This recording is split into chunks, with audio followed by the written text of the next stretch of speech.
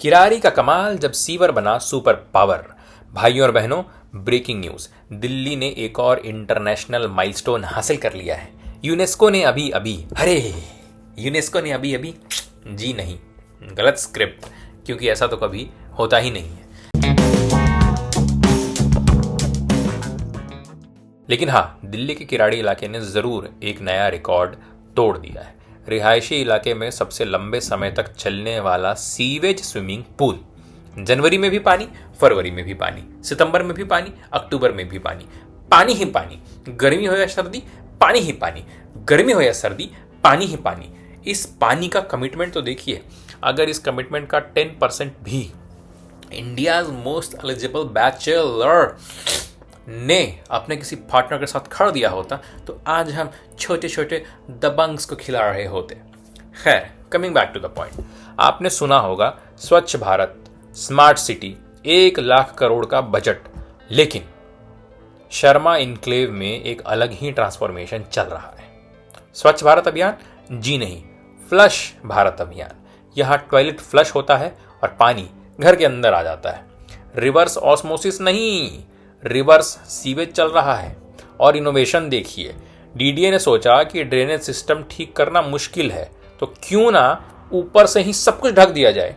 भालसवा landfill से कचरा मंगवाया गया और भारी भारी ट्रकों से पूरे इलाके में भर दिया गया। सरकारी इंजीनियरों ने यह फैसला किया कि इलाके का पूरा ड्रेनेज ही ब्लॉक कर दिया जाए। पानी जाएगा कहां, यह सोचना शायद उनके कॉलेजों में नहीं पढ़ाया गया था। पूरे के पूरे इलाके का ड्रेनेज सिस्टम ही बंद कर दिया गया। पानी को रास्ता तो ढूंढना है, पानी तो अपना रास्ता बना लेती है ना। पानी ने रास्ता बना लिया। उसने बोला, भैया देखो ऐसा है, हमको हमारा रास्ता नहीं दे रहे हो, हम तुम्हारे घर के अंदर घुसेंगे। Problem solved. और प्रॉब्लम सॉल्व हो भी गई, कम से कम उनके लिए जिन्होंने ये प्रॉब्लम बनाई थी। चलिए मिलते हैं उन महान विभूतियों से जिन्होंने ये कमाल किया है। नंबर 1, रेखा गुप्ता जी। रिपोर्ट्स कहती हैं कि मुख्यमंत्री हैं, पर उनकी हरकतें नहीं कहती कि वो मुख्यमंत्री हैं। अब पानी कौन निकालेगा, ये तो जनता भी पूछ रही है 8 महीने से। नंबर 2, अनिल झा, किराड़ी के विधायक, आम आदमी पार्टी के रंगीन सिपाही। लेकिन शर्मा इनक्लेव में इनका रंग फीका है। जानते हैं क्यों? क्योंकि वो जैसे ही शर्मा इनक्लेव जाते हैं, जाते तो वो हैं ही नहीं, क्योंकि शर्मा इनक्लेव में 8 महीने से जमे हुए पानी में उनका रंग घुल गया है। नंबर 3, योगेंद्र चंदोलिया, बीजेपी के सांसद, नॉर्थ वेस्ट दिल्ली के रक्षक। पर रक्षा तो दूर, 6 महीने में इन्होंने इस इलाके के लोगों को दर्शन भी नहीं दिए। शायद गम बूट खरीदने का बजट नहीं मिला होगा। महंगे आते हैं ना गम बूट्स। और इस लिस्ट में एक स्पेशल मेंशन, परवेश साहिब सिंह वर्मा। भाई साहब क्या नाम है, लंबा चौड़ा, भारी, वजनदार। पर सिर्फ इनका नाम ही वजनदार है, इनका काम बिल्कुल खोखला। ये हैं दिल्ली के वाटर, पीडब्ल्यूडी और फ्लड कंट्रोल तीनों विभाग। दिल्ली के 3 बड़े विभाग, वाटर, पीडब्ल्यूडी और फ्लड कंट्रोल, तीनों इनके पास आते हैं। तीनों के तीनों फेल हैं। हैट्रिक, कमाल कर देता परमेश साहिब सिंह वर्मा जी। जबान टेढ़ी हो गई इनका नाम बोलने में यार। लेकिन असली कहानी ये भी नहीं। असली कहानी उन बच्चों की है जो स्कूल नहीं जा पा रहे हैं। यूनिफॉर्म है, किताबें हैं, लेकिन रास्ता नहीं है। कमर तक गंदा पानी है और उसमें तैरता हुआ जहर है। असली कहानी उन बुजुर्गों की है जिनके पैर सड़ रहे हैं स्किन इन्फेक्शन से, निमोनिया से। सांप घर में घुस रहे हैं क्योंकि उन्हें भी लगता है कि ये तो उनका ही घर है। और सुनिए, लोगों ने अपने खुद के घर छोड़ दिए, पैसा लगाया था, सपने देखे थे, अपना खुद का घर बनाया था, और अब इलाका छोड़कर कहीं और किराए के घर में रहना पड़ रहा है क्योंकि अपना घर तो नरक बन चुका है। ये है दिल्ली, ये है नेशनल कैपिटल, जहां मंत्री चाहिए हो तो चुनावी पोस्टर पर मिल जाएंगे, लेकिन जब जमीन पर उतरकर जमीनी स्तर पर जाकर काम करना हो तो कोई नहीं मिलेगा। और अब शुरू होता है सबसे मजेदार खेल। एक बार मीडिया ने यह मुद्दा उठाना शुरू किया, उसके बाद शुरू हो गया ब्लेम गेम प्रीमियर लीग। आम आदमी पार्टी कहती है ये डीडीए का काम है, बीजेपी कहती है दिल्ली जल बोर्ड की गलती है, डीडीए कहता है एमसीडी देखे, एमसीडी कहती है फ्लड कंट्रोल डिपार्टमेंट देखेगा, और इन सब के बीच में शर्मा इनक्लेव डूब रहा है। कोई जिम्मेदार नहीं है, कोई जवाबदेह नहीं है। ट्रिपल इंजन की सरकार है और तीनों इंजन रिवर्स गियर में चल रहे हैं। अब पेश है किराड़ी इनोवेशन अवार्ड्स 2026।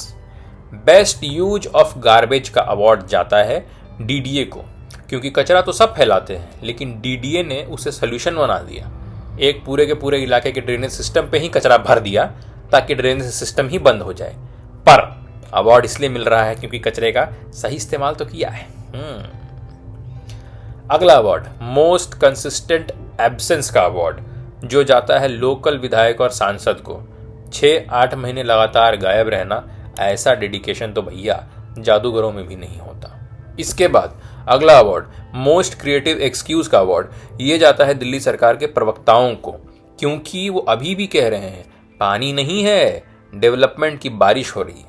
अरे भैया ऐसा है, अगर डेवलपमेंट की बारिश हो रही है तो एक काम करो, छाते भी बांट दो, हमारा वाला तो वैसे भी टूट रहा है थोड़ा थोड़ा।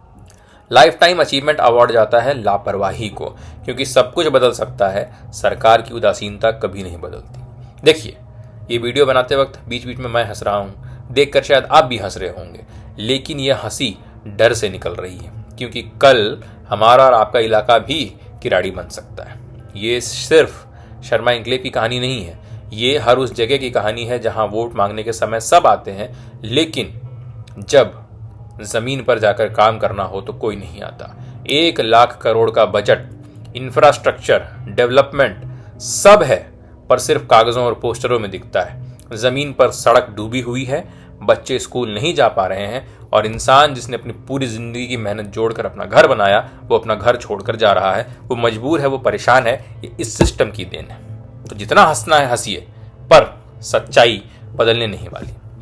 अगली बार जब कोई नेता आपके इलाके में आए, उससे ये जरूर कहना कि भैया किराड़ी देखा है। शर्मा इनक्लेव अब भी इंतजार में है।